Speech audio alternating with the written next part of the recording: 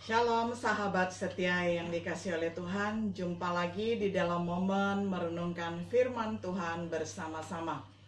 Adapun tema renungan kita pada hari ini adalah proses pembentukan Tuhan. Kita akan membaca bersama-sama firman Tuhan dari Yeremia 18 ayat pertama hingga ayatnya yang ke-6. Firman yang datang dari Tuhan kepada Yeremia bunyinya, "Pergilah dengan segera ke rumah tukang periuk. Di sana aku akan memperdengarkan perkataan-perkataanku kepadamu. Lalu pergilah aku ke rumah tukang periuk, dan kebetulan ia sedang bekerja dengan pelarikan. Apabila bejana yang sedang dibuatnya dari tanah liat di tangannya itu rusak, maka tukang periuk itu mengerjakannya kembali menjadi bejana lain menurut apa yang baik pada pemandangannya. Kemudian datanglah firman Tuhan kepadaku, bunyinya, masakan aku tidak dapat bertindak kepada kamu seperti tukang periuk ini? Hai kaum Israel, demikianlah firman Tuhan. Sungguh seperti tanah liat di tangan tukang periuk, demikianlah kamu di tanganku, hai kaum Israel." Saudaraku yang dikasihi oleh Tuhan, masa-masa yang paling sulit di dalam hidup kekristenan kita adalah ketika kita mengalami proses pembentukannya. Terkadang iman kita menjadi berguncang, kita kecewa, dan bahkan tidak sedikit orang yang meninggalkan Tuhan. Padahal Allah menghendaki kita melalui proses ini, kita dibentuk, kita diperhalus, kita menjadi serupa dengan karakter Tuhan. Nah, Allah mempunyai tujuan yang mulia ketika membentuk kita. Hal-hal yang dipakai Allah untuk memproses kita adalah, pertama, Allah memproses melalui keseharian kita di dalam ayat pertama dan ayat yang kedua.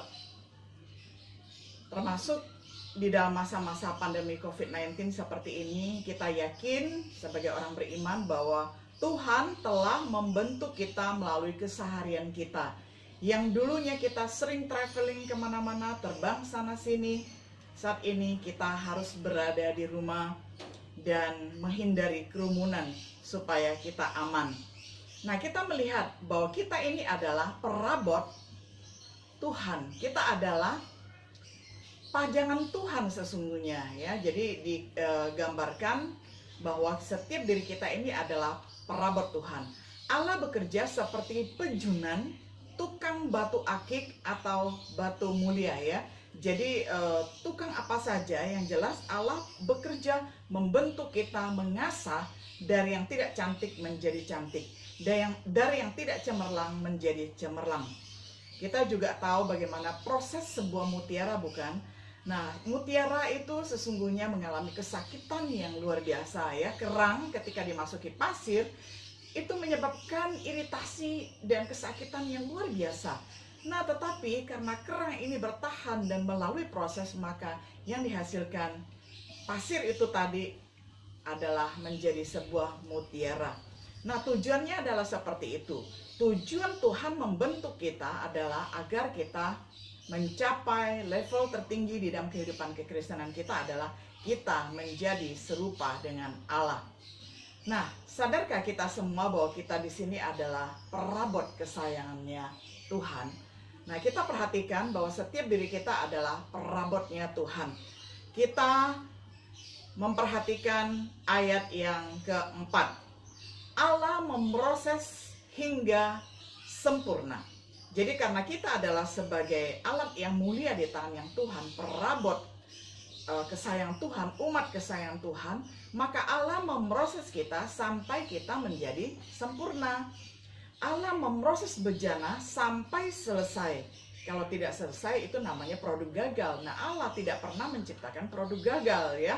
Allah selalu menjadikan segala sesuatu itu made of, artinya yang paling baik. Nah, bila bejana sulit diproses, jadi katakanlah tanah liatnya ini bandel, tanah liatnya ini keras, tidak lentur dibentuk oleh Tuhan, maka Tuhan sebagai seorang tukang periuk yang sangat ahli, dia mempunyai skill, kemampuan yang sangat tinggi, dia dapat melakukan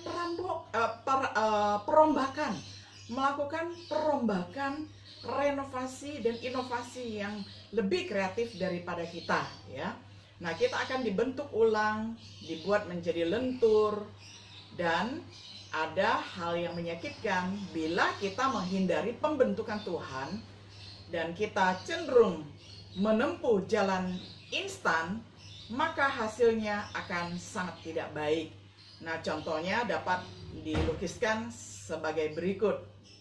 Pelajaran dari kupu-kupu. Nah, pada suatu hari muncul celah kecil pada sebuah kepompong, dan ada seorang pria duduk dan dia memperhatikan calon kupu-kupu tersebut berjuang keras selama berjam-jam untuk mendorong tubuhnya keluar melalui lubang kecil tersebut. Kemudian tampaklah suatu usaha itu sepertinya sia-sia dan terhenti, dan tidak ada lagi perkembangan yang berikut. Jadi kepompong itu tetap saja terbungkus dan tetap tergantung di suatu pohon. Nah, sering sekali seolah-olah terlihat usaha kita di dalam proses pembentukan Tuhan itu seperti sudah mencapai suatu titik di mana tidak bisa berkelanjutan. Tetapi apakah Tuhan pernah membiarkan hasil bentukannya terbengkalai dan proyek yang tidak pernah jadi? Tidak demikian, ya. Tuhan senantiasa memandang kita adalah sebagai satu perabot, suatu bejana, satu alat berkat di tangan Tuhan yang harus jadi, tidak pernah gagal. Maka orang yang memperhatikan kupu-kupu itu tadi memutuskan untuk membantu kupu-kupu itu. Dia mengambil sebuah gunting dan membuka kepompong itu, kemudian kupu-kupu itu keluar dengan sangat mudahnya. Tetapi apa yang terjadi? Kupu-kupu itu memiliki tubuh yang tidak sempurna. Tubuhnya kecil dan sayapnya tidak berkembang. Pria itu tetap memperhatikan dan berharap tidak lama lagi sayap tersebut akan terbuka, membesar, berkembang, dan menjadi kuat dan dapat mendukung badan kupu-kupu itu sendiri. Semua yang diharapkan pria itu tidak terjadi.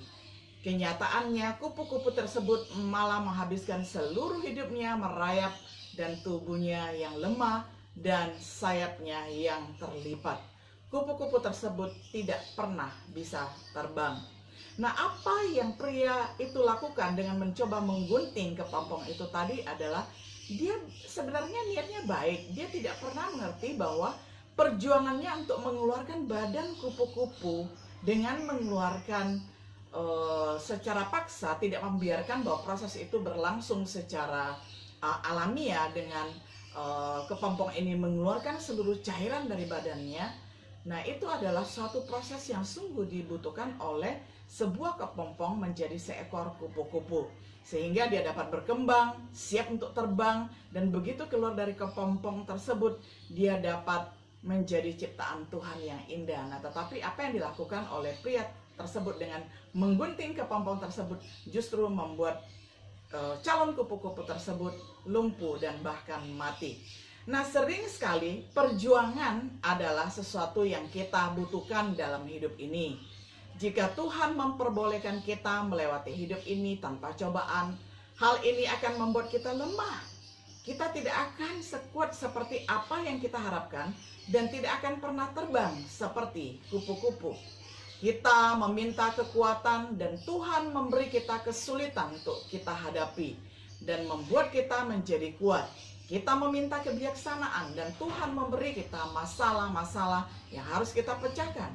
Kita meminta kemakmuran dan Tuhan memberikan otak dan kekuatan untuk bekerja. Kita meminta keberanian dan Tuhan memberi kita rintangan untuk kita hadapi. Kita meminta cinta dan Tuhan memberikan orang-orang yang dalam kesulitan untuk kita bantu. Kita meminta pertolongan dan Tuhan memberi kita kesempatan. Kita tidak menerima apa yang kita inginkan, tetapi kita menerima apa yang kita butuhkan. Jadi Allah memproses kita hingga kita sempurna. Itulah yang dikatakan di dalam ayatnya yang keempat. Jadi tantangan selama pembentukan adalah ada beberapa hal yang bisa terjadi di dalam kehidupan umat Tuhan, yakni mengalami keras hati karena tidak mau dibentuk, karena merasa kesakitan, lalu bersungut-sungut, ya, tidak rela hatinya, ya, untuk dibentuk oleh Tuhan menjadi bejana dan perabot yang mulia. Lalu tidak sabar, ingin menempuh segala sesuatu dengan instan, tidak sabar di dalam pendidikan, tidak sabar di dalam menabung, tidak sabar di dalam investasi, menanamkan kepercayaan kepada orang, lalu kita menuai trustnya orang. Ya, banyak orang yang menghadapi tantangan ini, kemudian akhirnya seperti kupu-kupu yang lumpuh dan akhirnya mati, tidak pernah jadi. Nah, saudaraku yang dikasihi oleh Tuhan, proses pembentukan dari Tuhan berlangsung seumur hidup di dalam kehidupan kita. Adapun tujuan dari pembentukan Tuhan adalah mencapai keserupaan dengan Kristus. Sekali lagi, ada kisah tentang seekor kupu-kupu dan bunga.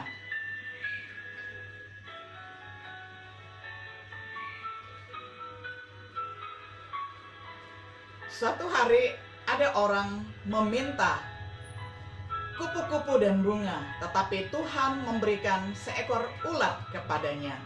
Orang itu menjadi sangat sedih karena dia mendapat yang tidak sesuai dengan permintaannya. Dia berpikir Allah terlalu sibuk dan tidak memperhatikan keadaannya. Lalu dia memutuskan tidak berdoa dan tidak bertanya lagi kepada Tuhan. Tetapi beberapa saat kemudian, beberapa hari kemudian, dia melihat bahwa kaktus yang Tuhan berikan ternyata berbuah indah.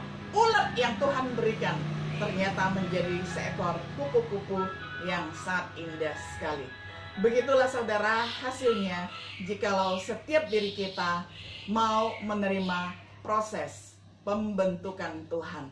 Nah, kiranya setiap diri kita boleh menjadi orang-orang yang dengan sabar mau menerima setiap proses dari Tuhan, dan akhirnya kita menjadi orang yang sangat indah, ya, di hadapan Tuhan. Kita menjadi orang-orang yang semakin bertumbuh, semakin serupa dengan dirinya, dan menjadi orang yang mempunyai dedikasi tinggi, dan semakin hari semakin menyerupai Kristus. Dan kiranya kita tidak menolak ketika kita dibentuk dan diproses oleh Tuhan. Kiranya Tuhan Yesus memberkati kita semua. Shalom sahabat setia, Tuhan Yesus memberkati.